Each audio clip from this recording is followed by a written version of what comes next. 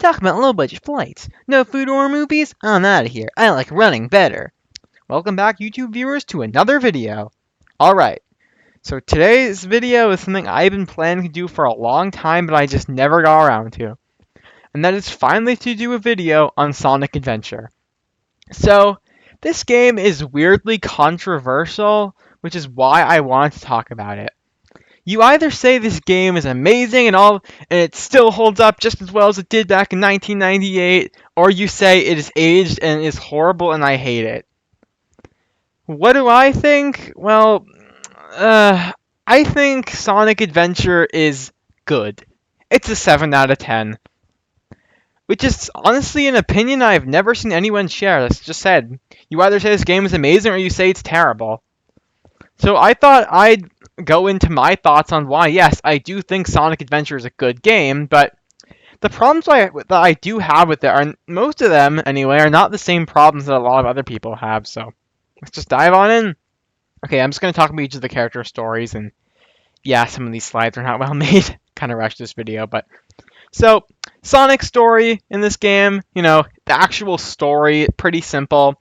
Sonic finds out about Chaos, that Eggman is unleashed. Once he and Tails go to stop Eggman, and that's it. And yeah, good story, I guess, has some cool, good moments. The gameplay is what I really want to talk about here. So, I think Sonic controls decently here. I always hear these people say that SA1 is the best controlling Sonic game, but I gotta disagree. I gotta say SA2 is better in that regard. Look, yes, I played Sonic Adventure on Steam with no mods. But the way I see it, even if yes, it has stuff like, oh, it's the DX version with weird purple borders, it's still the same game, technically, aside from having different models and textures, so... And look, if I have to get mods for a game to be great, then that should tell you the game is not that good. And yeah, I enjoyed playing through Sonic stages. I love the music, which we'll get into later. Like Emerald Coast, Red Mountain, Ice Cap, Speed Highway. Those are all good stages, don't get me wrong. But then you have ones like Casinopolis, which barely even counts as a real level. You've got Sky Deck, which is just really janky and unfun. Lost World is probably even worse. Has a cool aesthetic, sure, but stuff like the room where you have to climb, get up the walls. I hated playing that.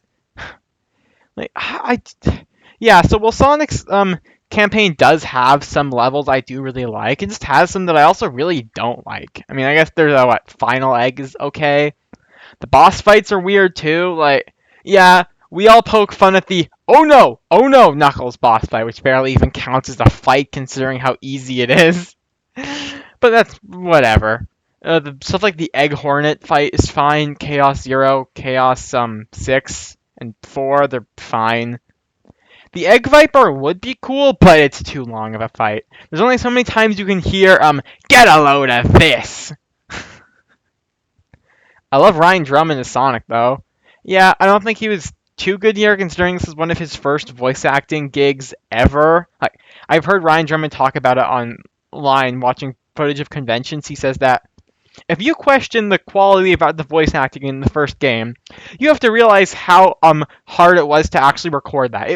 We were given a list of words, no context, just a list of lines, read the lines. That was it. Yeah, it's pretty understandable for why the voice acting turned out how it did in this game. What else? I do like Sonic's writing, though. I think he's pretty well written here, I guess. I'm always gonna like the, what's the line from the beginning of the game? Oh yeah, now this is happening. It's cheesy, but that's Sonic to me, yeah. Like, his campaign is good, but I definitely got issues with it. But it is also probably more than half the game, so, yeah. Like, I beat this in 2 days when I played it, but I thought it was pretty good. Not exactly the best first impression, but not exactly the worst first impression either. A pretty good time, I guess. Tails' story. Story-wise, yeah, I like Tails' character arc here. It's a good character arc, Him learning to be his own hero and all that, but How is Tails gameplay? First of all, I must say this. Look, I know since I played this game on Steam, I did not have a controller plugged in. So that probably did something to it, but because I mean, okay, I just gotta clear this out of the way. I play Sonic Adventure 1 and 2 on Steam with a keyboard. Playing SA2 with a keyboard is actually pretty easy, and honestly, when I plugged in the controller, I didn't do that well because I'd gotten so used to playing it with the keyboard. For SA1, yeah, there aren't too many buttons, so it's not too big a deal, but trying to control Tails' flight is really hard. People always say how pathetically easy Tails' levels are because you can just fly over everything. That really is not true. Flying over everything can actually be pretty hard because you have to deal with the whole how much flight time you get, hitting obstacles. Like, it's not easy, especially his last level. And yeah, but since Tails' flight, well, cool in concept, just isn't that interesting. So it's fine. Like, it's fine gameplay wise. But again, I like his story at least. Also, I disagree that people always say how terrible his voice is in SA1. Sure, it's not the best Tails voice or anything, but it's not the worst. Knuckles' story. Okay, yeah, story-wise, I really like Knuckles' story here. Sure, I wish we'd gotten some more reactions to him seeing the flashbacks to his people who he assumed who were now all extinct except for him. I think he has more of a reaction to that, huh? One of the reasons why I want this game to get a remake, I just want certain parts of the story like that to be more fleshed out. But anyway, I also think his voice actor is just okay. What his name, Michael Mac-Heron or something like that. When he's doing the whole his voice is just it's too quiet, I guess. So when he does the Knuckles thinks to himself, those scenes are fine. But when he's actually just speaking in the regular cutscenes, he just sounds so bored. Also, I want to say that people always say how stupid Knuckles is in SA1 for getting tricked by Eggman again, but he didn't really get tricked by Eggman.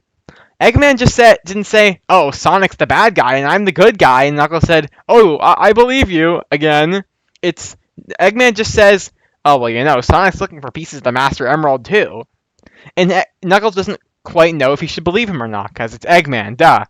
But then he sees from a distance Sonic holding a green emerald. And well, of course he's gonna think Sonic's looking for pieces of the Master Emerald. Why else would he be holding a green emerald? I mean, I guess there's a Chaos Emerald, but that's not exactly the first thing that would race to his mind, you know? As for his gameplay, I like some of the levels, most of the levels he gets actually, but Skydeck and Casinopolis are just awful. For Casinopolis is probably because of the emerald locations I got were just the worst. Like, I don't know how else to say it. It was just so bad. It took me over 20 minutes to beat that level. As for Skydeck, it's the whole, you know, the whole part with the move the lever to tilt the shit. Like, that was awful. Still, controlling Knuckles is pretty good. I do still like his story, even if I don't think it's as good as it could have been. I think he definitely handles being transferred into these Sonic stages much better than the other characters do. So yeah, a pretty good campaign, I guess. Amy's story. I don't care about Amy's story. I don't think anyone does. It's not well. The gameplay is not well fleshed out at all. Her story, while not awful, is just so basic, and there just isn't really much for me to get out of it. Yes, there's her scene with Gamma, but that's more so relates to Gamma's story than Amy. So I just have nothing to say about her story. It was whatever. I just didn't care. Gamma's story. Okay, yes, Gamma's story is actually really good. I forgot to mention Amy's voice actor in that last section. Good Amy voice, gotta say. Okay, but for Gamma though, okay, I really like his voice here. And the game having, let's be honest, stilted acting doesn't really affect Gamma's voice because he's a robot. He's supposed to sound like that. So him talking the way he does works really well. So rest in peace, Steve Brody. He did a great job of voicing him. But as for Gamma's gameplay, yeah, it is a cool idea, but I think the shooting gameplay was done a lot better in SA2. Because here, just stuff like the time limit, I don't even know why it's here.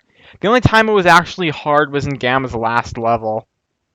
And then you have his boss fights, which are probably the easiest in the entire game, except for his final boss against Beta. That was actually pretty tough. But still, I did enjoy Gamma's gameplay for mostly easy as it was. Some of the levels do have some pretty good challenges, but um, as first, yeah, I went into his voice acting, but the actual story of Gamma's campaign is a classic. We all remember it for a reason. It's been called, the first Dark Sonic story, which I don't know if that's technically true if we're counting Archie and Sad AM, but whatever. Games anyway, so yeah, we all really like Gamma's story. His story of being told, "Oh, you're Eggman's robot. You're gonna be his master," and and all these other robots, these are your brothers. And then he sees what Eggman does to them, and then he sees Amy trying to tell him that it's just sad that he's a robot with no feelings. And we start to get the connections between him and the birds. Because remember, in all of Eggman's robots in these older games, they were powered by birds. So Gamma decides to quit his programming working for Eggman, go around destroying all of the other robots to free the birds that are trapped within. But then he gets to a scene where he starts to contemplate, well, if he destroys all the other robots to free the animals inside of them, doesn't that mean you have to destroy himself too? Which, sure, it's not quite presented as well as it could have been, but it still is done effectively. I genuinely did almost cry playing his stories when I saw the ending. I already saw the ending on YouTube before, but actually just getting there, playing through the whole thing, hearing the music, seeing the birds get free, like, it just, yes, people have said it sounds kind of dumb to say, but it genuinely is a really good story for as simple and short as it is. Big the Cat in this game is just terrible. I hate Big the Cat's gameplay. Now, people these days aren't as harsh on Big the Cat as they used to be. They used to say that Big the Cat was the worst thing ever in the series, gameplay-wise. But then years later, they started saying, well, haha, look at Big, he's a funny meme guy. And yeah, I do think Big the Cat leads for some good comic relief. I like him appearing in all 3D games now with just a joke. Frontiers. Big, what are you doing here? Oh, I was looking for a nice fishing spot and I somehow wound up here. Or, in Shadow Generations, when Ian Flynn actually talked about this on his podcast. He said, okay, so from the first level, I was told, okay, Ian, write Shadow interacting with Omega. I said, okay, Omega. Next, Orban Cuba. Okay, that could be fun. Then, Big the Cat. And I said, wait, what? Big the Cat? You're joking, right? Yeah, that's what Ian Flynn had to say about that. But, so yeah, while I do find Big a funny character, his gameplay is terrible. What people used to say back in the 2000s is true. That fishing is just awful. Like, trying to control it is really hard. Trying to reel in the fish. And yeah, I know why it exists, because the Dreamcast had really impressive water graphics. So they basically wanted this to be a glorified tech demo. And then, the Dreamcast even had a controller that was a fishing rod, but had to be canceled last minute. So they had to try to chain the regular controller to the fishing mechanics, and it just doesn't work. It took me something like 4 extra months to beat this game, just because I couldn't get past Big the Cat. I'm not kidding. I would try to play it, fail miserably, try multiple times, then I would just give up on it for a month, come back to it, fail some more, come back to it again another month later, until eventually I finally finished his campaign. And why does Big have 4 levels while only Amy has 3? Why do they have to give so many to Big the Cat? It's the worst. It really is. Okay, the last story, though. Yeah, so this is actually pretty good. I didn't even talk about Big's story, but what is there to say about his story-wise? Aside from John St. John being good Big the Cat voice, I guess, but... Okay, so, last story, actually really good. Chaos has returned, steals steals all 7 Chaos Emeralds, and transforms into perfect chaos, completely obliterating Station Square, ready to unleash his fury upon the world. And while I do genuinely like the story and how it's presented here, I think, again, a remake could be really useful to get more out of what this story is trying to say, because here we finally get the last of the flashbacks to the ancient echidnas that Sonic, Tails, Knuckles see, how Pachacamac and the rest of the other echidnas told to call, we don't care about your warnings. We need those 7 emeralds to give us total power. And they're willing to kill the Chow too, and then that caused Chaos to go on a rampage, and he destroyed a bunch of them. But I doubt he killed every single echidna, because how would Knuckles exist 2,000 years later? But whatever. So yeah, Sonic, Tails, and Knuckles see that, and they realize that, oh man, Chaos is going to be quite a challenge. They make it to Station Square. We get all 7 Chaos Emeralds, but it's, oh no, Takal says we're doomed. Chaos has used his negative powers to suck away the emeralds or whatever, and no one can stop him now. And all the Sonic cast have to go, well, negative feelings aren't the only way to empower the emeralds, because our hearts together form awesome power. Our positive emotions can also fuel the emeralds. And yeah, it's cheesy, but I like it. But again, I think a remake could make great use of these themes, because these are really interesting ideas and messages, but they just aren't presented that well because the cutscenes are from 1998. Again, I don't think they're awful cutscenes. I get annoyed when there are these people who say, well, Sonic Adventure might have kind of an interesting story, but the cutscenes are so absolutely terrible, it's impossible to enjoy a single aspect of it. I know this stuff is mostly subjective, but come on. For the time, these cutscenes were really good. I mean, video game cutscenes weren't really a thing back then. What, you expect them to look like Shadow Generations? Or even just, I don't know, even Sly Cooper, which just came out a few years later, but whatever. So, for the actual Super Sonic vs. Perfect Chaos boss fight, I must first address that yes, we're all annoyed how the Open Your Heart gets cut off in the second phase and replaced with boring boss music. I have no idea why that was done. They should have just played Open Your Heart all the way through, but whatever. Or how we could have gotten the final level, you gotta play as Sonic, Tails, Knuckles, Amy, and Big, trying to collect all the emeralds. One of those final stages like you get for Cannon's Core, End of the World from SA2 and 06, but I'm fine with what we got. But the actual boss fight, music aside and all that, it looks cool, sure. And I must say, I know I'm not that good at video games, but it actually was a pretty good challenge. Although, there is this also something I have to say about Sonic boss fights, which is that, great as these songs are, if you're like me and you continuously die while playing these over and over again, the song is going to start to get annoying. I don't know, but once you finally beat Perfect Chaos, we get the final cutscenes, where Chaos has finally been returned to his original form, as he sees that the Chow are still alive after all these years, and that he didn't need to let his anger and rage boil up, and he and Takala ascend to the afterlife or whatever. And Tails looks upon a destroyed city and says, all's well that ends well, alright? Eggman flies away, Sonic jumps off, and that's the end of Sonic Adventure.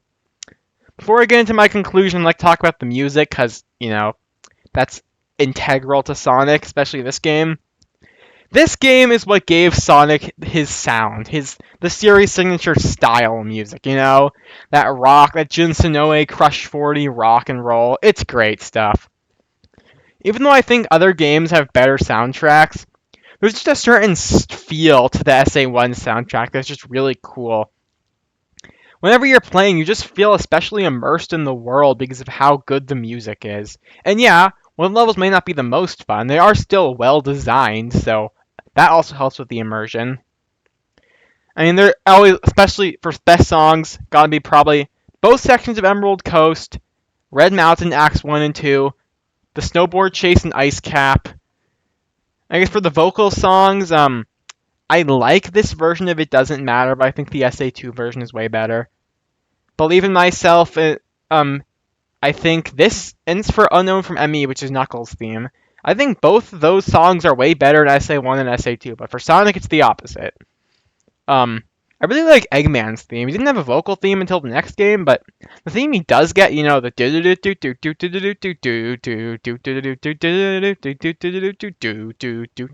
that's a good theme, Amy's is just, it's not my kind of music, okay, so I just find it really annoying. Gamma's doesn't really have any lyrics, but it does fit the character. Biggs is pretty good too. Open Your Heart is Open Your Heart, and more needs to be said, it's amazing. Other level music, I guess, I forgot to mention, like Speed Highway, that's always really good. I mean, There's a reason they brought it back in Generations. So yeah, the music is probably the highlight of SA1, honestly. In conclusion, I just want to talk about other adaptations of Sonic Adventure, and this is my final thoughts on the game. Honestly, I gotta say the Archie adaptation might be my preferred version of this story. And no, that's not because I am biased toward Archie. Because this era of Archie is not exactly top tier storytelling. I enjoy parts of it. I mean, sort of the beginning of the Way Past Insanest era, which I do enjoy a lot, but still, the reason I don't think this might be a better story is not because it has better dialogue or whatever. It's because the story actually has more time to be fleshed out. And sure, there are changes made, and I prefer certain things in the original. And yes, I do think it kind of brushed away the themes of the original game, but because of the awesome artwork, stuff like the Super Sonic vs. Perfect Chaos fight, which looks amazing, by the way. You got to see things like Knuckles participate in the final battle with Sonic, which is nice. You know, things like that actually, or getting to see the Freedom Fighters save people from Perfect Chaos Attack in Station Square. That's cool, you know? I already talked about the adaptation of Sonic Adventure in my Sonic X Season 2 review, which you should watch. In short, it's just not that interesting. It's pretty rushed, but it's still cool to see certain moments in animation, you know? And yeah, I really do hope we get a remake someday. There's a great video called Building the Dream Sonic Adventure Remake, and I agree with almost everything that was said there. Because yeah, this I do think it's a genuinely really good story that just needs more time to be properly fleshed out and stuff like that to really make it hit home the way it was supposed to. Which is just one of the reasons why I prefer Sonic Adventure 2 so much. Sure, it is a game that has age, which I'm not even sure what that means for a video game, but I think that was much better for me because, you know, they came out 2.5 years later, so, you know, technology already advanced a fair bit, honestly. Video games had too. They had learned a lot more about level design and pacing, adding more cutscenes to the story to properly, or also, even though the story is technically more complex, it's also much more streamlined because it's only split into two main campaigns in a last story and not 6 main campaigns in a last story, which is just a little too much. But yeah, even though I did a fair bit of complaining here, I still do like Sonic Adventure. My problems aren't that this game is old and rotten because it's from 1998 and it's old and must be terrible. No, I just don't find Sonic Adventure that fun. That's it. Like, it just has a lot of problems that, well, I don't think may be huge deals on their own, aside from Big the Cat. When you add them all up, it definitely takes away from the game, but still, a good game, and I do understand why so many people love it. I just vastly prefer other games in the series. Comment down below what you thought of this. That's all for now, and remember to stay way past cool.